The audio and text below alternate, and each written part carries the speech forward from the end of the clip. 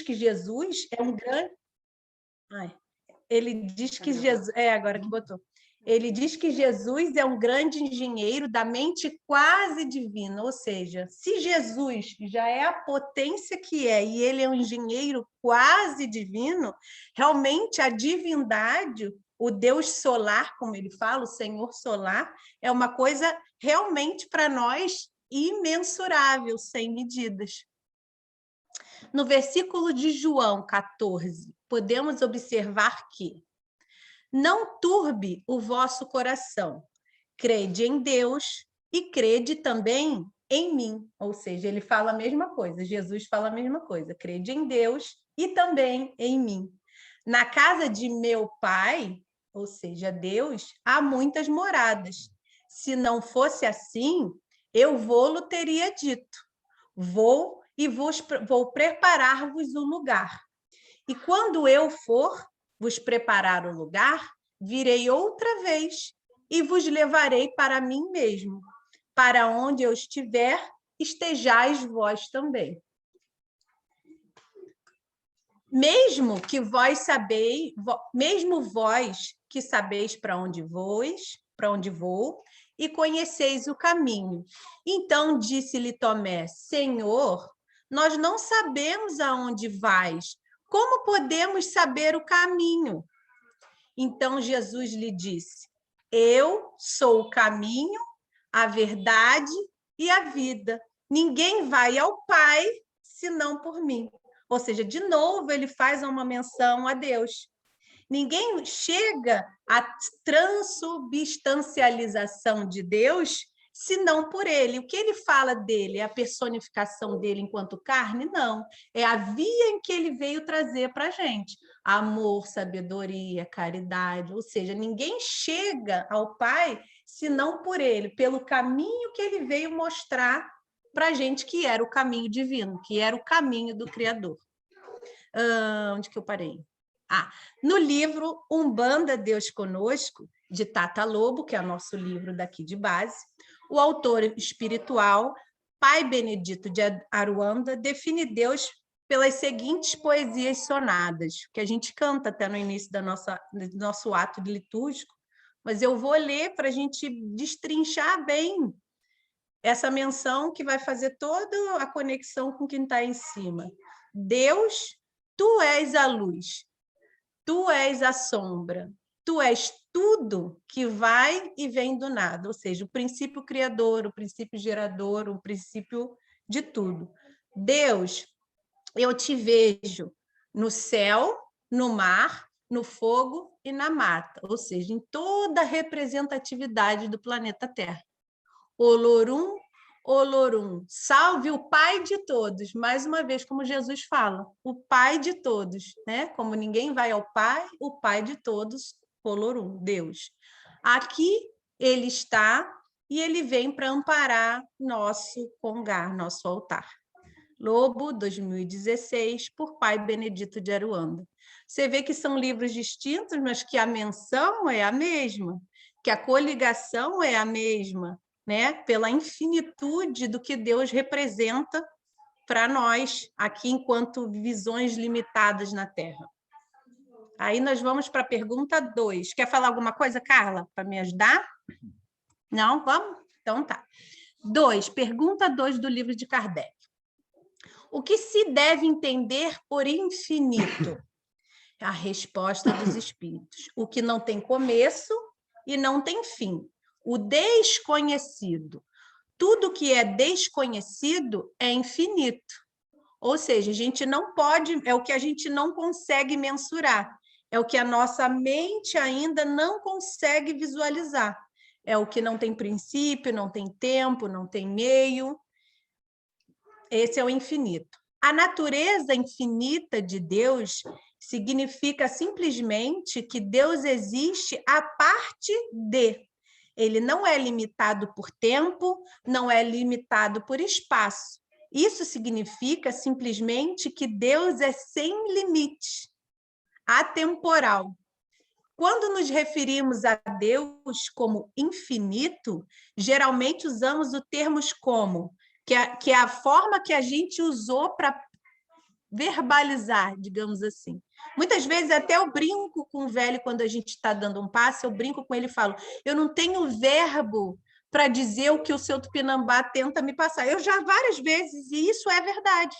Isso se mostra aqui. Eu não tenho verbo, eu não tenho material para descrever a informação que chega. E a informação que a gente consegue mensurar de Deus é onisciência, onipotência, onipresença, para referirmos-nos a Ele, a Deus. Aí vamos um por um. A onisciência, que significa que Deus é onisciente, ou seja, ele tem o conhecimento ilimitado, ele conhece sobre tudo. Seu conhecimento é infinito, é o que qualifica ele como governante e juiz soberano sobre todas as coisas. Deus não é apenas Deus não sabe apenas de tudo que acontecerá, mas também de todas as coisas que poderiam ter acontecido. Nada pega de Deus de surpresa. A ninguém pode esconder nada dele. Há muitos versículos na Bíblia onde Deus revela-se nesse aspecto. A sua natureza é um deles. É João 30, 20. 3, 20, perdão. Deus é maior que o nosso coração e sabe de todas as coisas. A onipotência significa que Deus é todo-poderoso, ou seja, ele tem o poder ilimitado. Ter todo o poder é importante, porque estabelece a capacidade de Deus de realizar sobre a sua vontade soberana. Porque Deus é onipotente e tem poder infinito. Então, nada pode impedir que a vontade decretada venha a acontecer. Se também tem uma passagem outra que não está aqui, mas fala que não caia nenhuma folha do céu sem que Deus permita. E nada pode detê-lo ou atrapalhar os propósitos divinos a serem cumpridos. Há muitos versículos na Bíblia em que Deus revela-se nesse aspecto de sua natureza. Um deles é o Salmo 115, 3. O nosso Deus está nos céus e pode fazer tudo que lhe agrada. Ou, ao responder à pergunta dos discípulos, neste caso, quem pode ser salvo? Mateus 19, 25. Então Jesus diz, para o homem é impossível, mas para Deus todas as coisas são possíveis. A onipresença significa que Deus está sempre presente. Não há nenhum lugar onde se possa ir para escapar da presença de Deus. Deus não é limitado pelo tempo e espaço, ele está sempre presente em cada ponto do tempo e do espaço. A presença infinita de Deus é importante, pois estabelece que Deus é eterno, é além de tempo e espaço. Deus sempre existiu e sempre existirá. Antes do início dos nossos tempos, Deus já era. Antes do que o mundo, até mesmo a matéria nossa em si tivesse sido criada, Deus já era. Ele não tem começo, ele não tem fim. E nunca houve um tempo quando ele não existiria, nem haverá um tempo em que ele deixará de existir. Novamente, muitos versículos da Bíblia nos revelam sobre esse aspecto da natureza de Deus. Um deles é o Salmo 139, 7, agora esse 10, eu não sei se é versículo, mas depois eu vejo para vocês. Para onde poderia eu escapar do teu espírito? Para onde poderia fugir da tua presença? Se eu subir aos céus, lá estás. Se eu fizer a minha cama na sepultura, também lá estás. Ou seja, ele está em qualquer lugar. Me perdi. Tá. Se eu subir com as asas da alvorada e morar na extremidade do mar, mesmo ali, a tua mão direita me guiará e me sustentará. Pode. Agora, quando estava lendo, me veio a atenção para para a linha da vida, a linha eterna da vida. Sim. Aqui, se eu subir aos céus, no caso, citando quando Desencarnar, né? Lá está. Se eu fizer a minha cama na sepultura, também lá está. Se eu subir com as asas da alvorada e morar na extremidade do mar, ou seja, estando na terra, né? Mesmo ali, tua mão direita me guiará e me sustentará. Deus vai estar presente nessa questão da vida, da eternidade da vida. Só nós que nos atemos ao tempo, espaço, limitando Deus e limitando a nossa existência. Sim. Né? Mas ele se faz presente de maneira eterna em nós. Vocês ouviram o que ela falou? Então. Mais? Não, é isso. Pega, vou te virar aqui para você aparecer. Boa noite. Pegando esse gancho, então, enquanto a Rayane estava lendo ali, eu também fiz uma analogia bem semelhante que a Adri fez. Eu acho que a consciência fica ancorada, né? Para que a gente tenha um entendimento melhor sobre essas passagens. É aquela ajudinha dos céus, né? Como a gente fala. E existem muitas moradas na casa do Pai. A nossa teologia, ela professa que a gente tem 7 planos. Eu não sei como é que funciona na doutrina, mas a gente tem 7 planos de níveis vibracionais. E a gente sabe que tem lá desde a primeira zona, que é a crosta terrestre, com as furnas, enfim. São os níveis de consciência que nós somos atraídos depois do nosso desencarne. E até mesmo durante o desencarne, porque a gente pode estar aqui no corpo físico, mas o nosso corpo astral, ele já está relocado para o nosso lugar de pertencimento vibracional. E há muitas moradas na casa do Pai. Hoje, eu fiz essa analogia de que Deus está nos céus, mas também está nas furnas.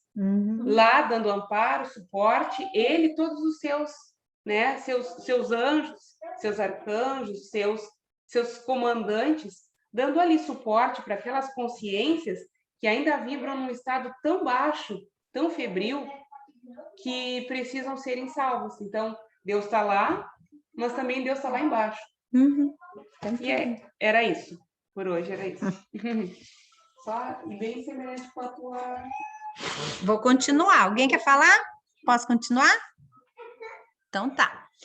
Na Umbanda de Cáritas, estes quesitos são contemplados da mesma forma, através dos orixás, que são expressões de Deus ou da própria criação, onde os espíritos de boa vontade usam da manifestação mediúnica para a prática da caridade, no sentido do amor fraterno, ou seja, o amor de Cristo. Trabalhar em nós a aprendizagem do amor infinito, que será a característica principal deste fundamento. Anos depois, foi apontado na tríade do amor, como está no livro: amor, humildade e caridade. Pergunta 3. Pode-se dizer que Deus é infinito? Pode ir lá. Tá mudo? Agora foi. Não, já abri. Eu só não quis interromper direto aqui. Essa tríade aqui, eu tento mexer a tela como se fosse eu que estivesse compartilhando, não dá bola. A tríade ali, é a força do hábito, não adianta.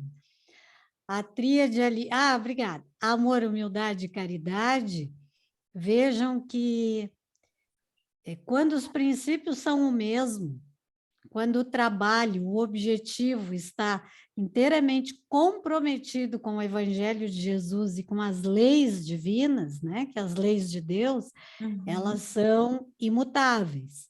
A única coisa que muda são as leis dos homens e as prováveis interpretações que nós colocamos ali, conforme nos convém.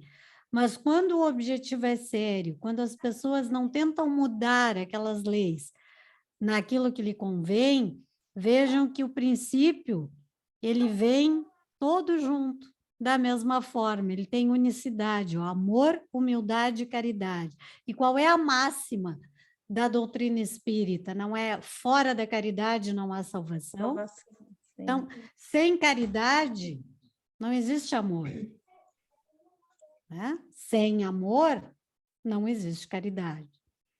Sem amor, não existe humildade. Sem humildade, não existe caridade. Então, a máxima fora da caridade não há salvação, ela coloca para nós todos, em quaisquer religião séria que nos transforma para seres melhores, ela nos transforma a cada passo pelo amor, pela humildade e pela caridade. Um não existe sem o outro. Eu posso fazer uma caridade material. Para isso, eu posso não precisar de humildade nem de amor. Mas a caridade da doação, a caridade da solidariedade, da fraternidade, ela não existe sem a humildade e sem o amor. Porque doar o que é material é fácil, né? No caso, normalmente para nós é até um certo benefício, porque nós costumamos doar, né? Não seria o termo doar, né? Nós costumamos ceder, dar aquilo que muitas vezes já está nos incomodando. Olha, isso aqui está só ocupando espaço. Então, passa adiante que alguém vai precisar. É benefício igual? Com certeza, principalmente para quem recebe. Né? Sem contar toda a movimentação da energia, né, que a gente faz. Porque tudo que nós acumulamos que não é útil, obviamente que ali permanece uma energia que também não é boa. Então, tudo que está no mundo está para ser útil. Então, Deus cria e nós cocriamos. Então, por isso que a lei científica diz o quê? Nada se cria, nada se perde, tudo se transforma. Então, quando nós doamos através do amor e da humildade, aí nós estamos transformando esse amor em caridade. Então, a tríade aqui, ela é perfeita.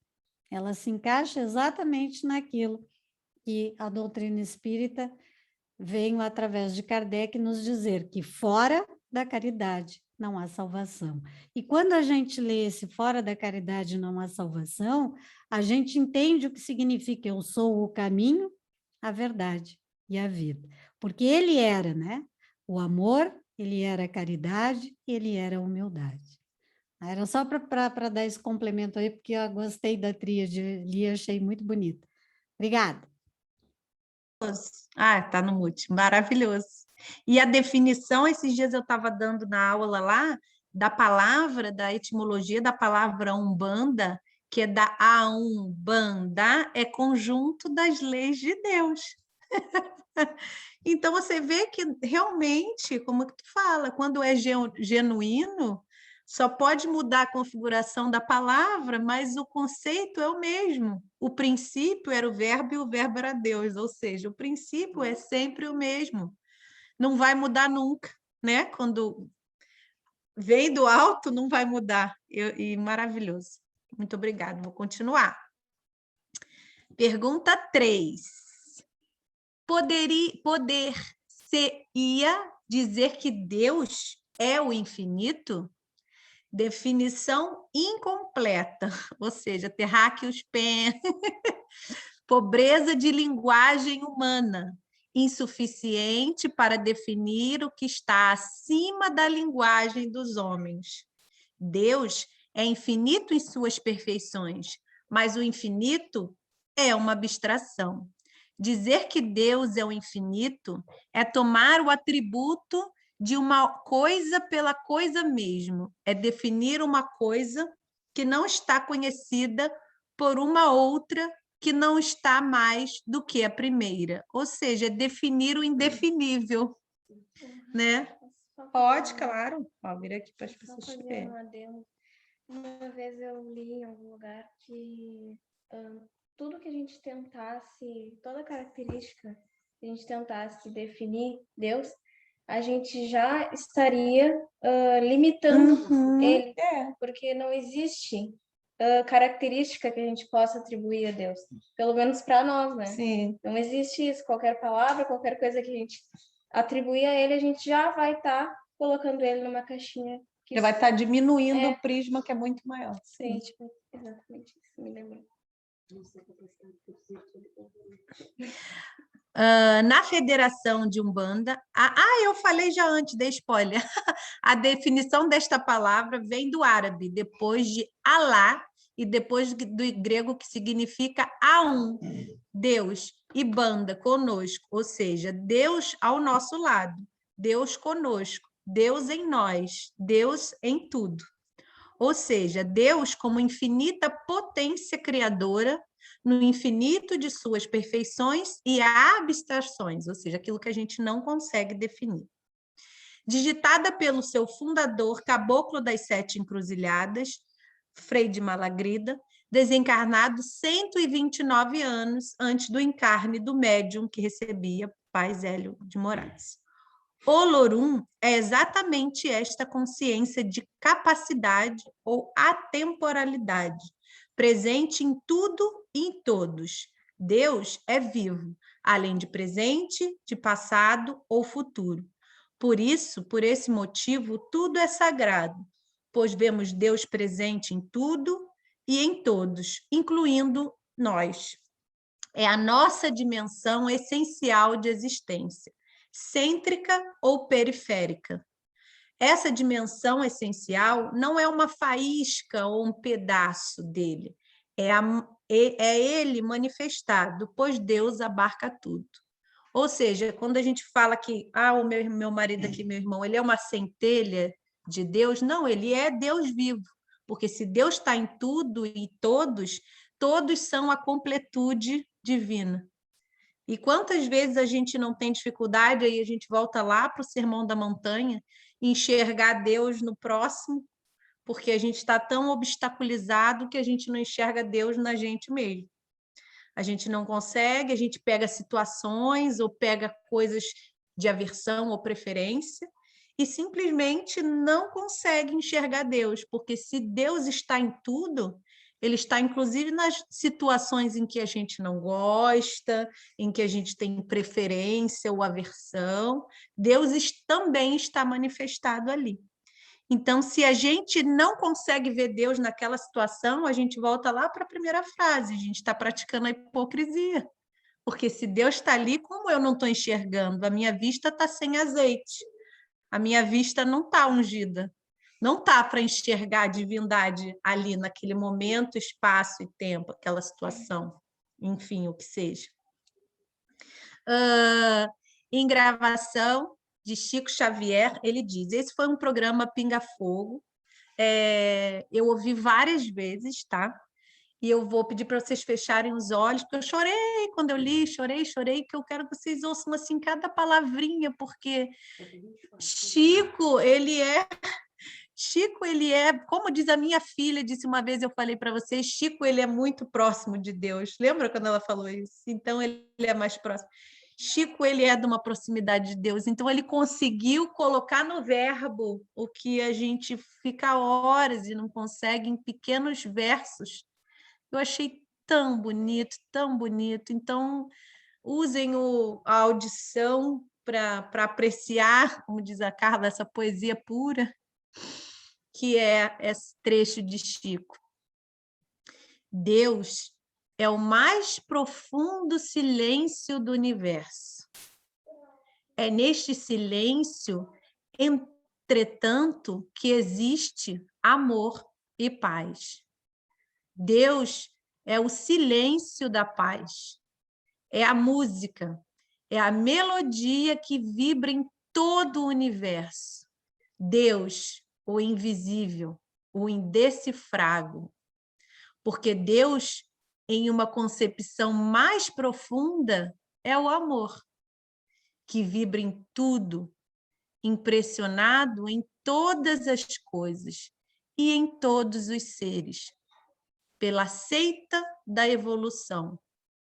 Que todos nós, ao final deste trabalho, possamos mergulhar nesta vibração celestial do amor divino, rogando do silêncio de nossos corações harmonia, concórdia, entendimento e paz. Chico Xavier. Ai, muito lindo, gente. Muito lindo, gente. Silêncio da paz, música, silêncio, música, né? Melodia, tudo junto. São praticamente antônimos, por isso é tudo, né? É o silêncio, é a música. Não, eu não tenho nem o que comentar. E é isso, Carla, se você quiser fechar aí com um comentário sobre isso, eu não tenho palavras, não tenho. É lindo, isso é lindo demais. Pode deixar a poesia aqui, mas pode baixar mais um pouquinho, Baixa por para ela, favor, Robin. para que a gente possa... Não, para ela Tá. ir. Assim, tá Isso bom? aí está perfeito. É muito interessante, porque a gente sabia dessa proximidade, como a Rayane falou, de Chico Xavier com Deus, né? Por todos os seus processos reencarnatórios, pela sua proximidade com Jesus, reencarnando ao lado dele, como João Evangelista. Depois, quando ele diz, eu voltarei a estar convosco, o que era isso? Era o Consolador prometido. Então, ele voltava através das revelações do mundo espiritual, onde Chico era a reencarnação de Allan Kardec. Então, toda essa proximidade dele com Deus é algo que é como está escrito aqui.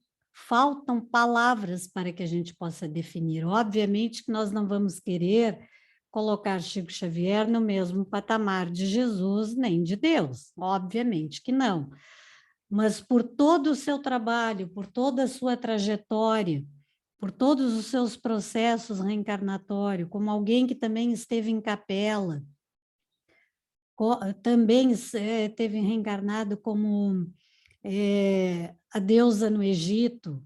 Eu não sei nunca pronunciar o nome daquela deusa no Egito, que quando fazem o desenho desta deusa, dão as características de um deus grego, né? Não de uma mulher, mas ele estava reencarnado como uma deusa ali, como uma... É Então, Axanamon? É não, essa? é Rasted, é um nome complicadinho, assim. Mas eu boto lá depois, não tem problema. Então, toda essa proximidade, toda essa experiência, todas as vivências, todos os processos reencarnatórios dele, faz com que, apesar da sua pouca escolaridade, as suas memórias reencarnatórias fossem ativadas. Então, muitas vezes, assim como no programa Pinga Fogo, ele dizia assim, Emmanuel, assim como os outros mentores espirituais, nossos amigos, estão aqui e estão nos dizendo tal coisa. Então, nós sabíamos o que era, que aquelas presenças amigas ali, na verdade, estavam ativando aquelas memórias reencarnatórias de todo um aprendizado que ele já tinha adquirido, né? Então, muita coisa era do Emmanuel, sim, muita coisa era do André Luiz, sim, mas muita coisa era dele mesmo.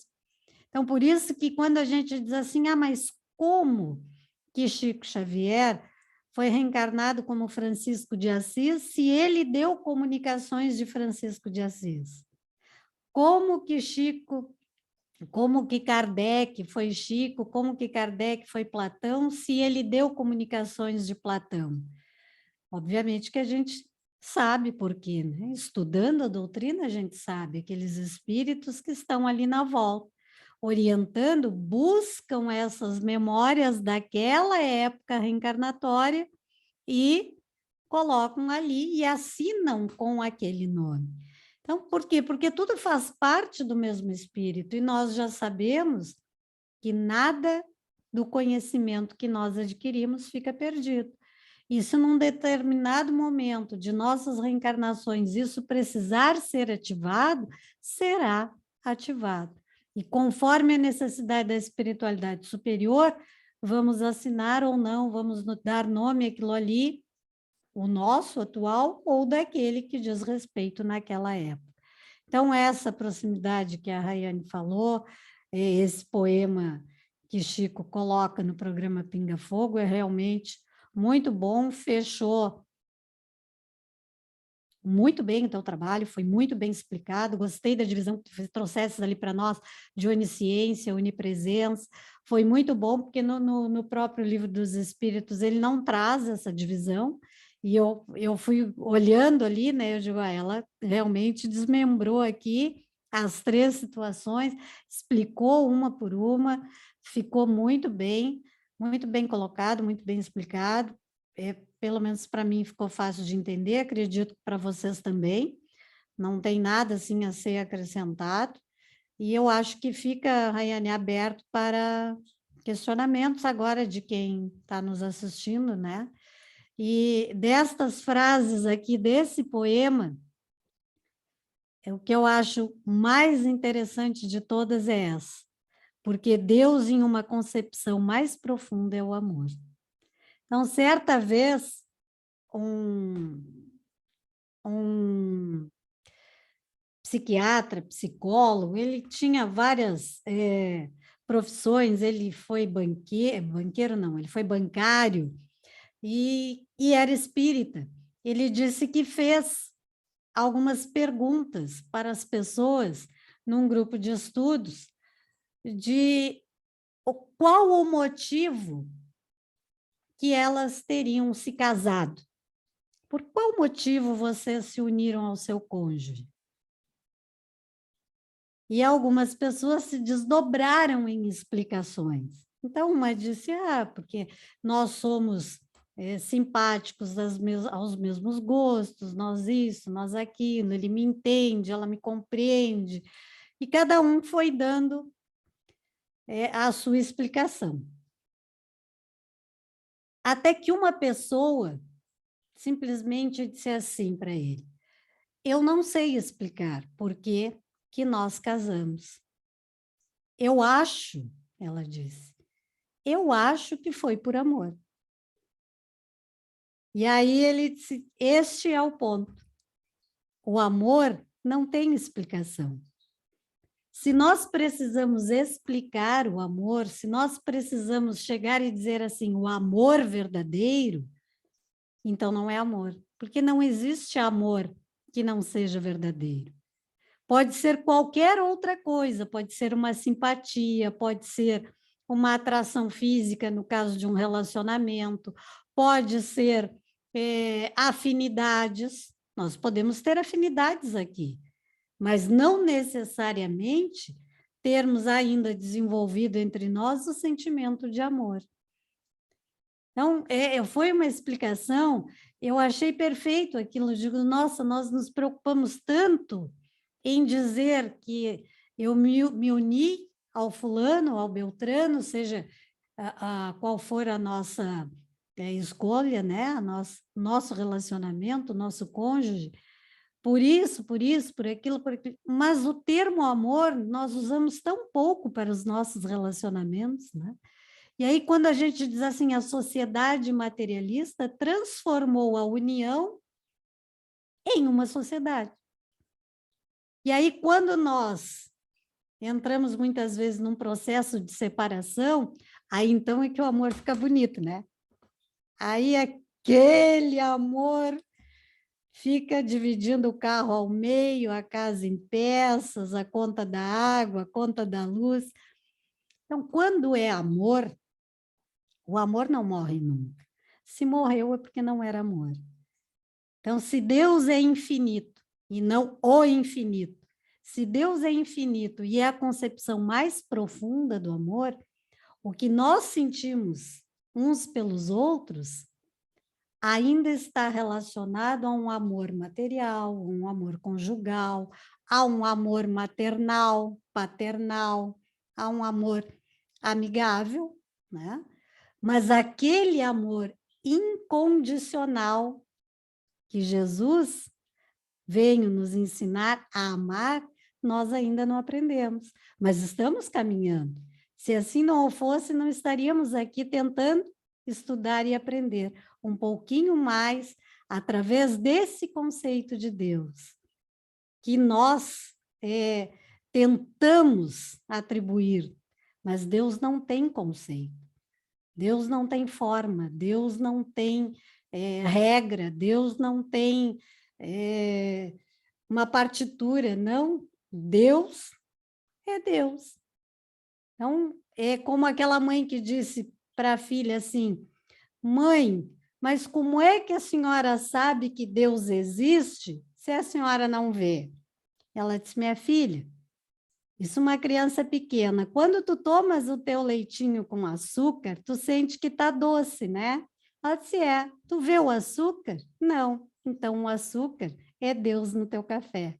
Ela disse, mãe, então quer dizer que se Deus não estiver na minha vida, vai ser amarga, né? Como leite sem açúcar. Exatamente assim. Então, é algo que a gente tem que entender, né? Deus vai além de conhecer ou de ter um conceito. Deus é compreensão. É quando nós nos compreendemos como uma parte desse todo, caminhando para a nossa evolução, quando nós compreendemos isso, a gente percebe que realmente existe algo muito além de nós. Deus, amor, a natureza, e ele está presente em todas as coisas, né? Então, Deus é uma concepção mais profunda, é o amor. Veja que ele coloca numa concepção mais profunda, não numa definição, né? Então, foi muito bom, muito bem finalizada essa poesia, e abrimos aqui, sugiro a Rayane que possa abrir, porque eu não estou vendo a hora aqui, não sei. Ainda temos minutos, Rayane, podemos abrir aqui as considerações, as perguntas. Eu vou ser uma primeira a perguntar para você. Não, eles é que vão perguntar para ti. Não! Eu tenho uma pergunta que me surgiu desse estudo, sabe o que é? Se a gente é limitado, até o nosso livre-arbítrio, Deus olha lá de cima e limita dentro do nosso tempo e espaço. Então, exatamente, é isso? Exato. Faz uma comparação assim, ó. O homem pré-histórico, eu já comentei isso, né, nas nossas aulas. Se ele quiser descompartilhar a tela para abrir mais para todos, pode, não tem problema.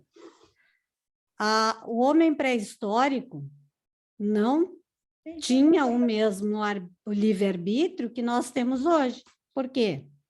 Porque o que surgiu primeiro?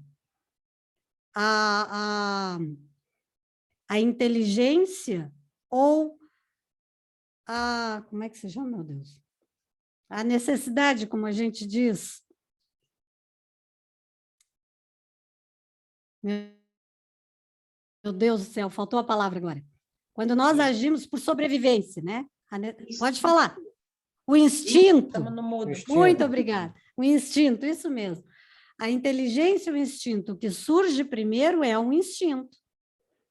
Então, pelo instinto, naquele período, nós não tínhamos noção do certo e do errado, do bem e do mal. Então, o nosso livre-arbítrio era quase zero. Não poderíamos, naquela época, sermos julgados pelas nossas escolhas. Então, nós vamos, conforme a nossa necessidade de sobrevivência, vamos ativando a nossa inteligência. Então, vamos lá, vamos aprimorando, vamos chegando, século adentro, 3, 4, 10, 15, vamos desenvolvendo a nossa inteligência. E vamos tomando consciência do que é certo e do que é errado. Por isso que tem nos ensinamentos evangélicos, quanto mais te é dado, mais te será cobrado. Então, o livre-arbítrio, ele é diretamente proporcional à nossa evolução intelectual e moral.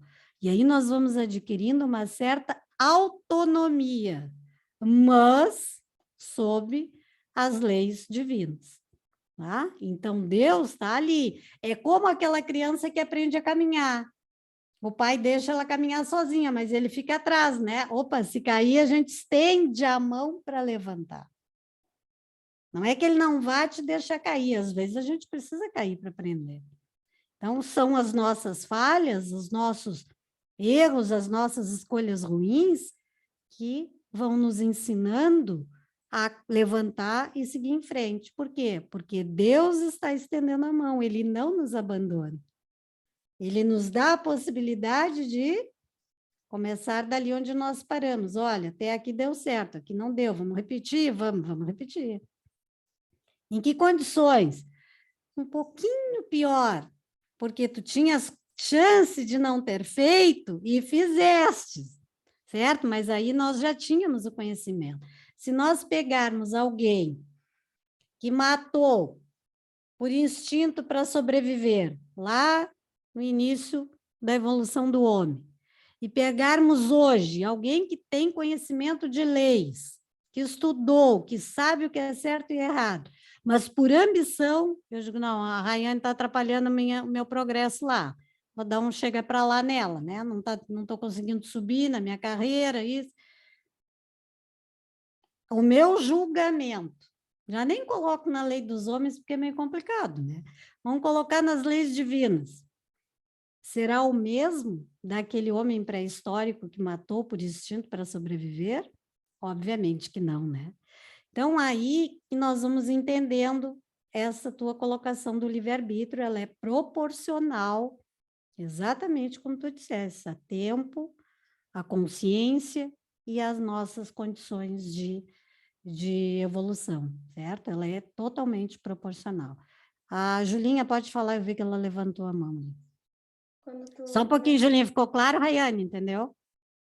Então, Quando tu começou a falar que o instinto ele vinha primeiro, eu me lembrei de uma teologia, que é da teologia de Umbanda Sagrada, que diz que o instinto ele é Exu. E por isso que falam, né, que sem Exu não se faz nada. E aí eu lembrei, e eles contam que Exu, ele tá ligado ao instinto. exatamente, porque ele tem essa sensibilidade, né? Justamente ele se torna os guardiões de Jesus, que a gente conhece pelos guardiões de Jesus, porque pelas necessidades básicas daqueles que ainda estão na sombra. E como diz o poema lá, Deus está na luz e Deus está na sombra. Por que Deus está na sombra? Porque ele não abandona ninguém. Ele simplesmente diz assim, olha, cada um no seu tempo. Fica de olho lá, porque se ele quiser sair da sombra, ele levanta a mão e diz assim, ó, cansei disso aqui, me ajuda? Sempre. Eles O dizem... nosso anjo da guarda nunca nos abandona. E aí o Exu recebe o recado, olha, o anjo da guarda está te esperando, pode ir. Né? Então, é o querer sair daquela zona mais densa, eles fazem um trabalho exemplar, né, nos umbrais. Então, porque ali tem muita gente que não quer sair daí. Então, eles são extremamente organizados, eles são estudiosos, eles sabem o que nós sentimos, o que não sentimos, por isso a necessidade de nós mantermos sempre uma energia vibracional. A gente sabe que é difícil, a gente sabe que é difícil, a gente discute, a gente briga com o filho, com o marido, com a mulher, a gente discute no serviço, a gente briga no trânsito, e eles estão ali, né? Oba, hoje eu vou com a Rayane para casa. Às vezes não é nem kármico o processo, às vezes é só a sintonia. É só a vibração. Passou ali, brigou no trânsito, ele está parado ali, diz, é aqui que eu vou hoje. É aqui que eu vou perturbar. Tu já chega em casa, já brigando, já tem coisa fora do lugar, já tem isso, já tem aquilo, ninguém ajudou, ninguém fez. Podem até ter feito, mas tu enxergou exatamente o mínimo que não foi feito. Sim. Porque o objetivo deles é desarmonizar. Principalmente nesse período de transição planetária, em que as energias estão tudo assim, né? Doenças e flagelos naturais, e todo mundo briga com todo mundo, e extremismos políticos, econômicos, sociais. O que é isso? É o expurgo. É como jogar água oxigenada numa ferida. Está vindo à tona toda aquela inflamação. Tudo que não presta vai poder limpar. E aí, numa hora dessa, em que nós estamos com o nosso orar e vigiar bem baixinho, eles passam por nós e é aqui que eu vou.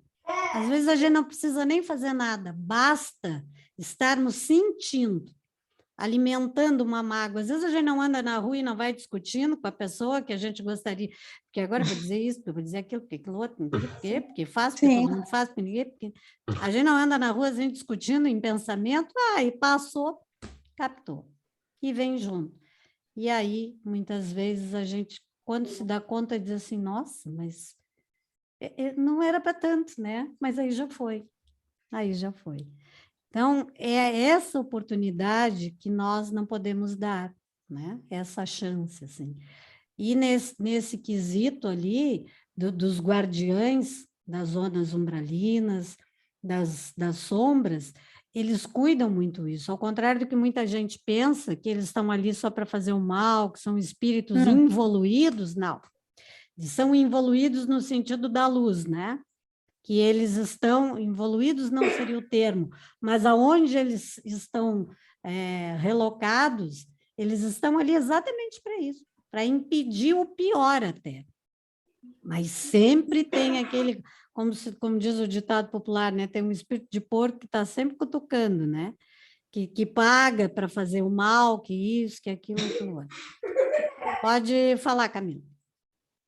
Eu tenho uma dúvida que eu não sei por que se usa esse termo, mas normalmente quando vem uma pessoa desagradável, é comum a pessoa falar, lá vem aquele Exu de novo.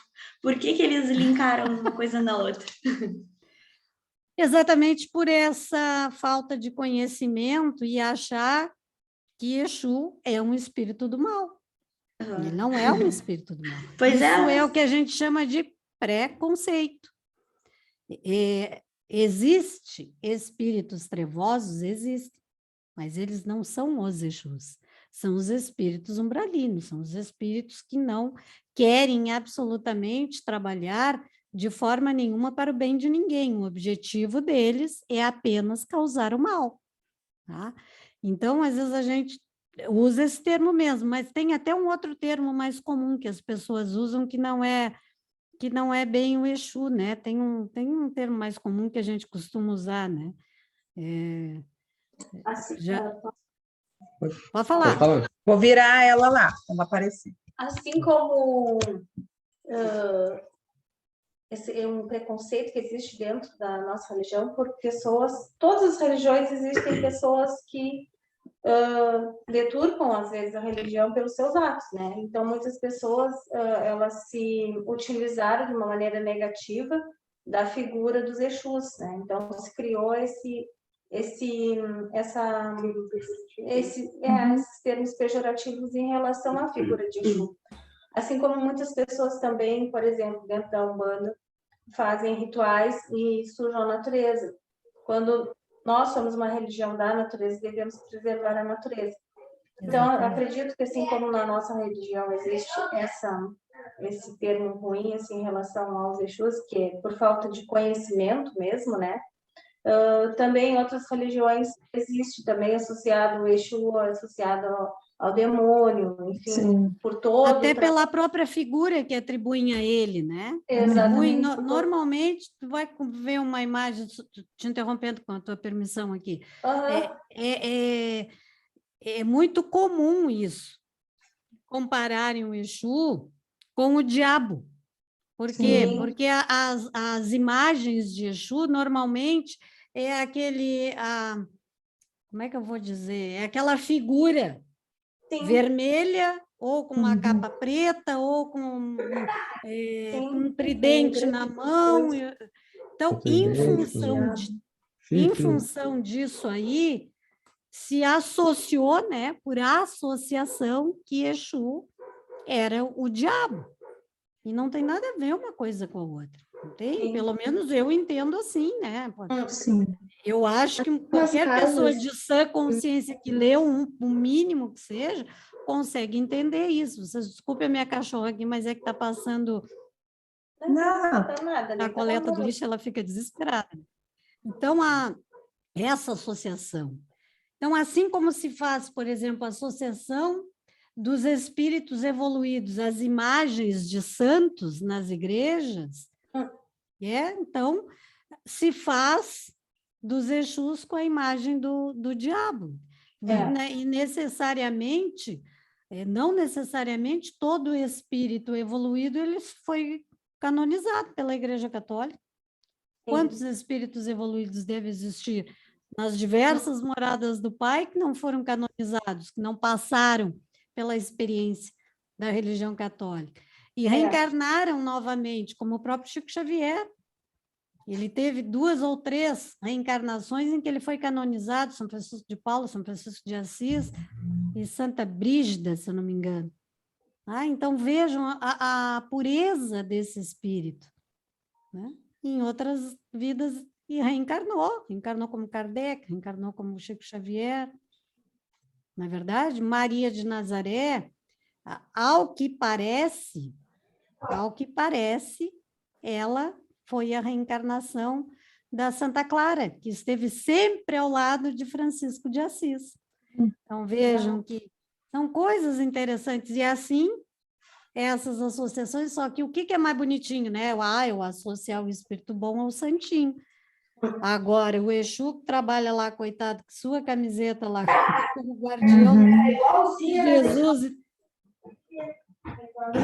como guardião de Jesus e das nossas vidas, né? Muitas vezes a gente não sabe. Não, aí ele é o diabinho, coitado. Não é assim a coisa, né? Não é assim que funciona. Posso estar dizendo uma bobagem, vocês entendem mais disso do que eu, mas eu acho que não. Livros do Robson Pinheiro, inclusive do Dr. Inácio Ferreira, pelo Carlos Bacelli, falam muito sobre isso. Desculpa te interromper, Adriana. Pode continuar, a gente passa para a Camila, que a Camila acho que também tem uma pergunta. Todos nós passamos por a evolução, né? Os Exus também já foram espíritos, assim como nós, nesse processo. Eles passaram por um processo de exumização para poder trabalhar nesse trabalho de luz que eles fazem, eles são seres de luz, né? Então, todos nós estamos em transformação. E assim como a gente comentou na aula de hoje, vou fazer um link, Deus está presente em tudo. Deus está presente em todos os lugares, Deus está presente em todos os espíritos. Então, a gente deve, nós que somos estudiosos, estamos tendo a oportunidade de ter esse conhecimento, acesso ao conhecimento, nós temos que enxergar, né? Acredito eu, dessa maneira, enxergar Deus em todos os lugares, né? Não ser preconceituosos, né? É isso. Exatamente, afinal, ele cria todos, né? Ele cria todos, simples e ignorantes, e cada um faz a sua caminhada. A Camila já tinha perguntado, né? Eu achei que eu não tinha passado para ela ainda. Mais alguém? Eduardo, está quietinho aí, fala para nós, Eduardo. Não quer falar, Eduardo? Não? A próxima aula é tua, Eduardo. Não, Eduardo, não queres? Puxa vida. Não? Viu só? Não, esse tema é muito interessante. Olha, passou nossos 5 minutos da nossa... Agora nós vamos escutar o coral.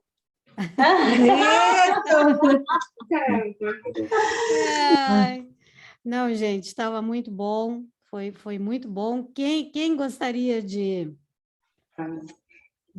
preparar as próximas perguntas para nós ali? Provas da existência de Deus. Olha, nós já fizemos um baita resumão hoje, tá de barbada esse, ó. Eu vou me aventurar, vou seguir então nessa. Isso, vamos lá, vamos ver quantas perguntas nós temos aqui na prova da existência de Deus. São várias, mas não é obrigada a fazer todas, tá, Adriana? Pode fazer 3, 4, quantas tu achares que dá para desenvolver. Pode fazer até a 6, o que tu acha? 4 a 6, 4. 4, 5, 6, dá 3 direitinho, que nem deu para a Rayane. Pode ser, vamos ver o material também depois, né? Tá, qualquer coisa, é só me chamar ali, a gente ajuda, o mesmo apoio que eu dei ali para a Rayane, tá? A Jaque também. Jaque, eu ia perguntar, aquela biblioteca virtual que vocês têm, a gente pode abrir aqueles livros ali ou ela é só uma listagem? Pode abrir. Não, pode abrir. Tem um livro, eu digo, eu não vou mexer enquanto eu não sei para ver. Não, pode abrir. Este que a Rayane fez hoje, vocês, dou só uma ideia, vocês podem abrir ali como estudos 2022, e aí a gente começa a colocar ali, né, no Google Drive, né? No último. Sim, tá bem. A gente deixa como acesso como material de estudo. Tá vendo? Para quem abriu aí, eu coloco o link, vocês acessam direto, como tu mandou, Carla, aquele linkzinho azul, né? Exatamente. Fica azul, tá? E aí o pessoal pode acessar, pode ler, pode...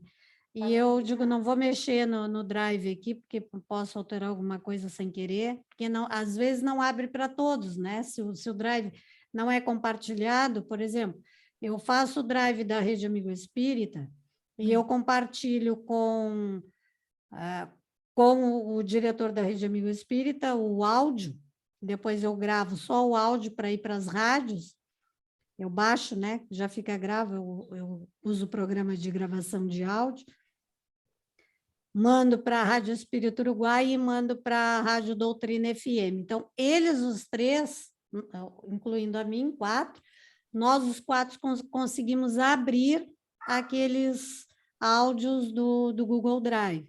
Tá? Não sei se o de vocês está aberto para todos, qualquer um pode entrar, ou se vocês é só compartilhamento. Se tudo der certo, estiver funcionando direitinho, qualquer um que tiver o link pode entrar e ler.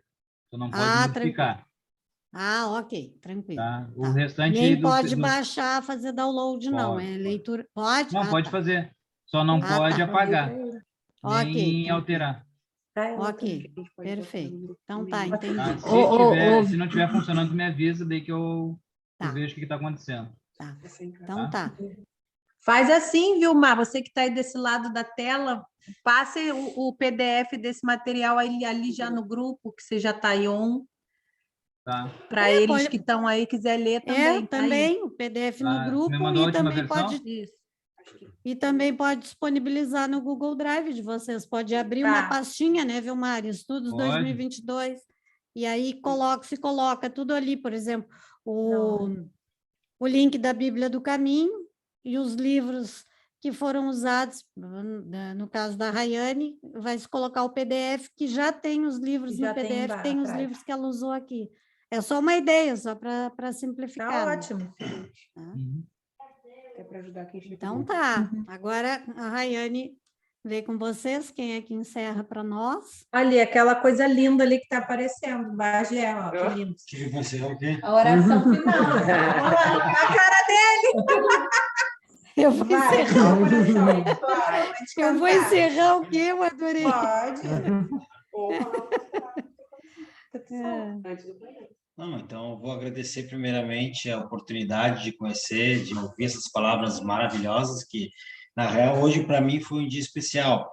Eu estava comentando com o pessoal aqui, eu lá no meu serviço, a gente falou de vários assuntos e eu comentando com eles da minha forma, o jeito que é estudado, é a primeira aula que eu venho, e eu nem sabia que era uma aula hoje, hoje foi turbulento para mim, mas assim, estou muito feliz de ter caído numa aula de estudo de Kardec, e hoje é o dia da Santa Sara. A gente fala do povo cigano hoje também. Eu também nem imaginava esse tipo de coisa.